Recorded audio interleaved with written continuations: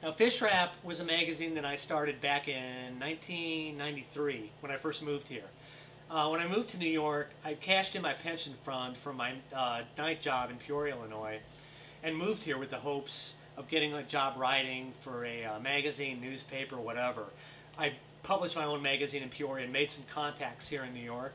So I knew some people and gotten some interviews, but sadly I didn't get the jobs. I think they thought I was kind of nuts. I guess they thought that, like, one of my clippings about getting high with a homeless guy who eats roadkill, they kind of thought I was a little crazy.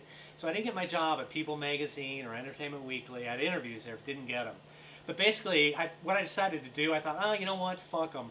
I'll make my own magazine and make fun of these people and the writers and editors who wouldn't hire me.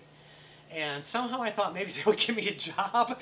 It kind of just got me blacklisted. But you know what, it did kind of become kind of a cult hit out here in New York and got some decent press. And I did it for quite a while. I think all in all I did about 18 issues in from like 93. I stopped publishing it in 2000.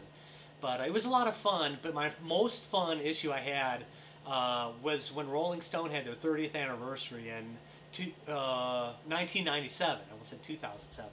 1997 was the 30th anniversary, so I thought I want to do a special fish wrap and just devote it to Rolling Stone, because I always loved Rolling Stone as a kid.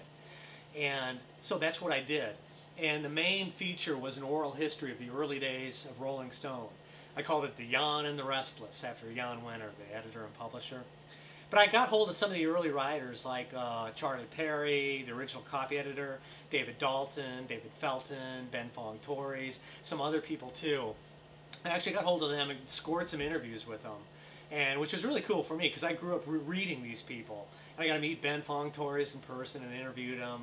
It was one of my heroes. So it was really cool for me, and it was my favorite fish wrap ever to do.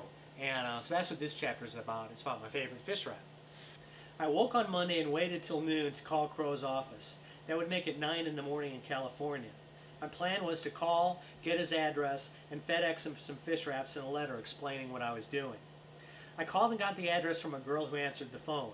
I quickly wrote a note explaining that I got his number from Ben Fong Torres and threw 3 fish wraps into a padded envelope, addressed it, and then went to the pack and mail place and FedExed it to arrive the next day by 10 in the morning. I laughed as I filled out the FedEx slip. I was FedExing a package to Cameron Crowe, a guy I used to read in Rolling Stone, then bought his book Fast Times at Ridgemont High before it was a movie. Then saw the movie about 6 times after it came out, and then saw every movie he subsequently made. Plus this guy married the fabulous Babe from Heart. What a lucky fucker. And now I was FedExing him a package. Life is kind of weird sometimes.